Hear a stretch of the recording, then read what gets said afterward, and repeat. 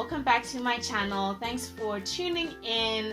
As always, please remember to subscribe, hit the notification bell below, follow me on my social media platforms, and yeah, while you're here, watch some of my other videos. I am actually filming this in November. I'm still in the first trimester.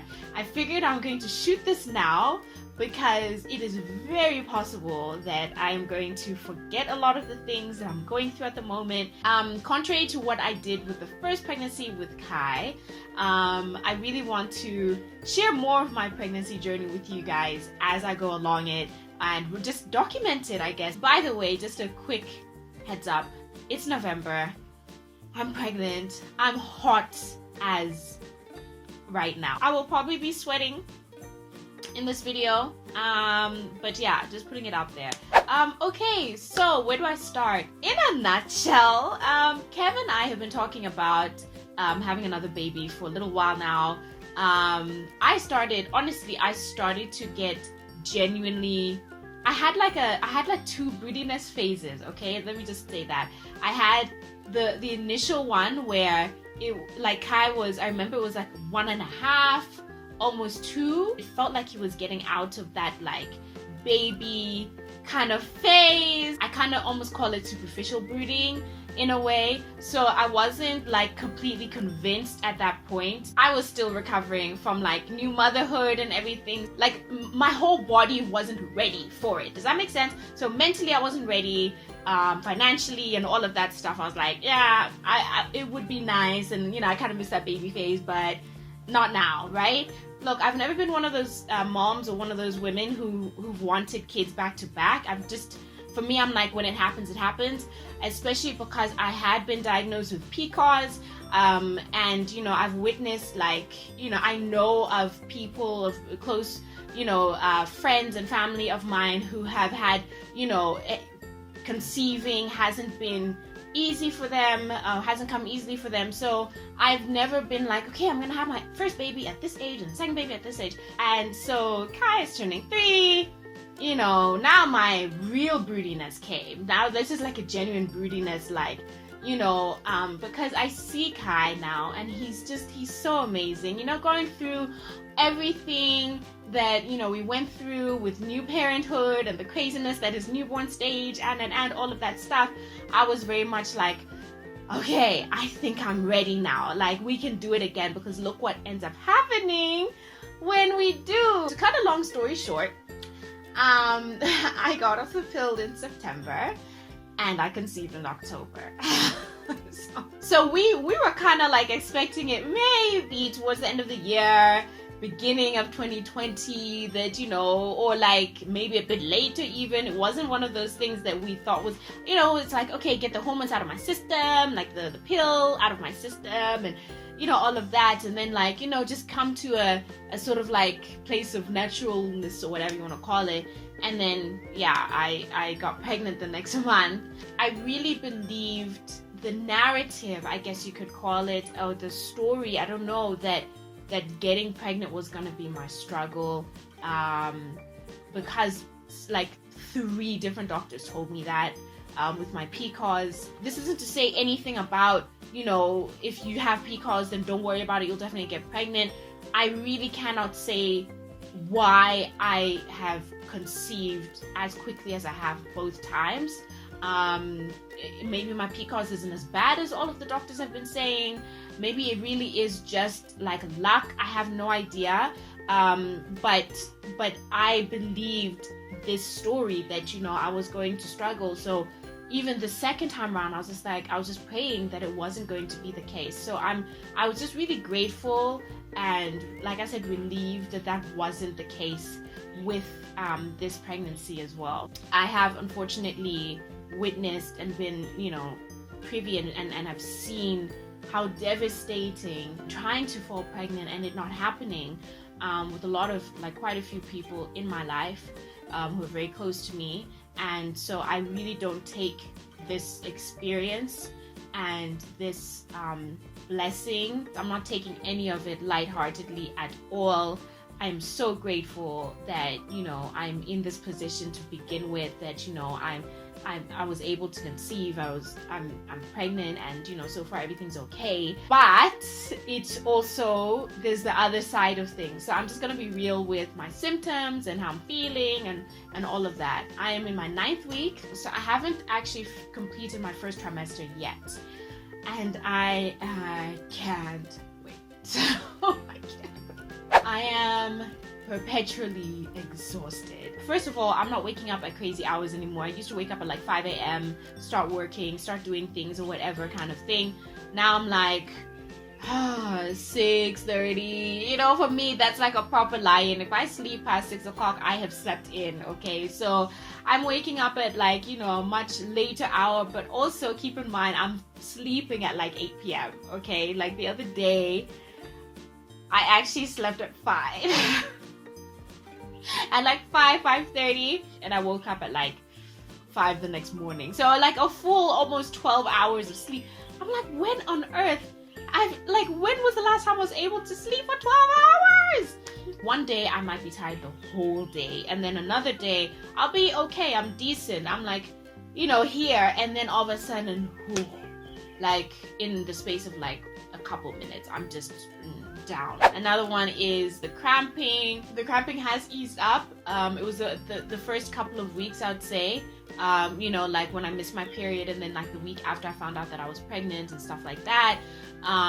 Nothing too hectic or anything, but just really uncomfortable. Ooh, I think of all things, this is the thing that I hate the most about the first trimester, the morning sickness.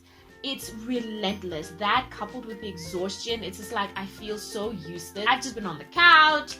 There's like quite a few things that I've had to like just figure out like toward the end of things. Like I'm just like, I just can't, There've been 1 or 2 events I've been invited to. I'm just like, yeah, I can't. I just because now I'm like, I don't know what I'm gonna eat. I don't know what smells are gonna put me off. I am terrified. I'm terrified of food. Because I don't know what's gonna set me off.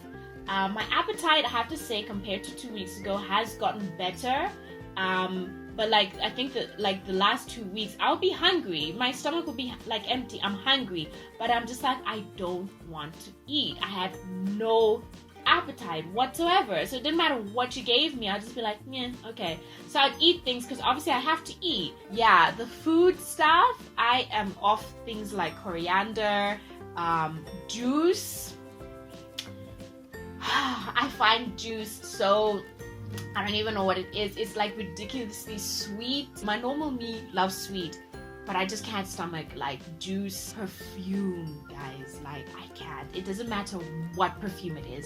I cannot handle perfume, which is such a problem because obviously everyone you meet, everyone you hang out with is wearing perfume, and we're not telling people yet, I don't know, there've been times that I've hugged people, and you know how when you hug someone, especially if you're not wearing perfume, their perfume almost imprints on you, and I'm like, now I have to smell their perfume on me the whole day. It's like horrible. Only our moms know right now, so it's so difficult. Like I really have to go like, just like almost hold my breath when I'm hugging someone or meeting someone or whatever, and they've got perfume. Like I said, it doesn't matter what perfume it is. It just like I can't do it. It's like, oh, it's horrible. So I've stopped wearing all sorts of perfumes. There's a lot of like products that I've stopped using because I just can't stand the smell of it anymore. Coconut oil. Guys, you don't understand. We use coconut oil for everything. I use it on my skin. I use it on Kai's skin, his hair. Kev uses it on his beard. I use it like on my feet. Like we have those massive tubs of coconut oil from Discam like all over the house. And I usually love that scent. But this time I'm like,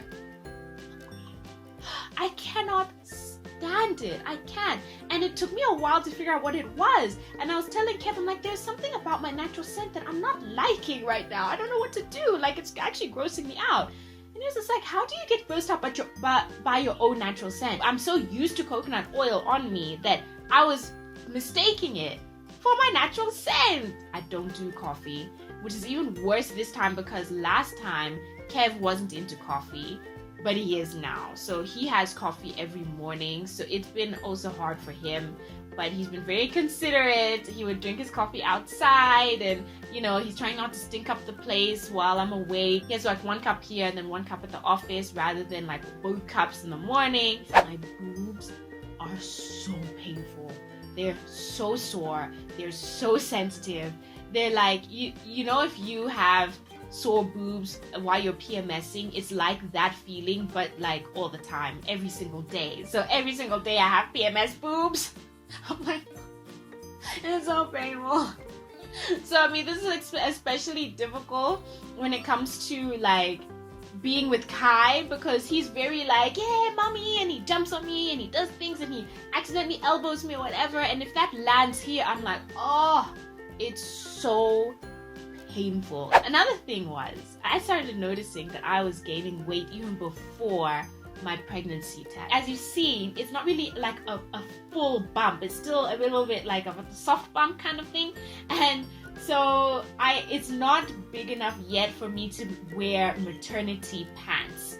Okay, so I was like, with my second pregnancy, I don't want to spend much more money. I might replace 1 or 2 things, but that's about it. So I saved all of the stuff that I bought. I didn't even buy a lot. I had like a maternity capsule wardrobe where I had like, I think 10 items, and I just interchanged them. So I kept all of that stuff. Most of them are still like in great condition. So that's what I'm just pulling that stuff out and getting ready to wear those. But the fact that it's happening this soon, I'm just like, wait, what? But yeah, it's just getting a bit tough to kind of hide it. I'm grateful that it has been summer, in the fact that I've taken out flowy dresses, and that's what I've been wearing. It is side sleeping time, so I'm sleeping on my side the whole time. There's just no getting around it. Woo! Pregnancy pain is so real, guys. It's so real. If you don't know what it is, it's essentially like for being very forgetful, being very like absent-minded about things. Like Kev pointed it out to me a couple of times. It's like, babe, we've already talked about this. I'm like, no, we didn't. Like, we really didn't. Or I don't know, I'll be in the middle of talking about something and I'll just stop and like, that's it. He'll be like, what? Continue. I'm like, I can't remember what I wanted to say. That's it. I don't know. That's it. End of story. I usually take Joburg summer pretty well, but I'm definitely feeling hotter than normal. Ooh, I'm already out of breath. Once I get over the first trimester, I really want to get back into doing exercise. I know it was really beneficial for my first pregnancy. I was at the gym regularly every like 2-3 days or something at the gym until I was 7 months pregnant, and then I paused after that. So I really want to do the same thing. I think it's really, really great to keep fit and healthy when you're pregnant. At the moment, the only thing that I've really wanted and that I've succumbed to is pizza. Just plain margarita pizza, which is just weird.